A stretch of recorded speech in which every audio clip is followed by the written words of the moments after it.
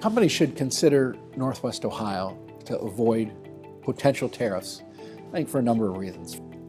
In Northwest Ohio, we have a number of development companies that have built industrial spec buildings, and they're really available, within 40 miles of the Windsor border. If you need a short-term fix, you need to operate in a free trade zone, you need to make a part in the U.S. in order to make sure I want to see how this tariff situation falls out over the long term.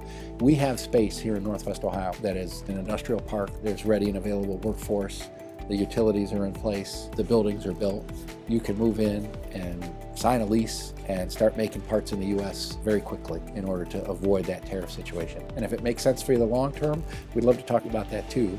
Canada is one of our greatest trading partners, not only in the U.S., but here in Ohio. We sit about 45 miles from Windsor, Ontario. You can get there by tunnel.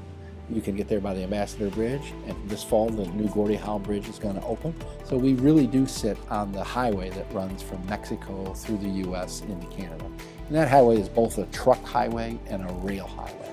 So if there's a particular product, a particular component that you need to get made in the U.S., Northwest Ohio is going to be a great place to look for that. We can bring lots of tools to bear through our incentive programs to help offset those kinds of costs. We're a foreign trade zone in Northwest Ohio. The Toledo-Lucas County Port Authority owns that. We have a port, a seaport. We have access to rail.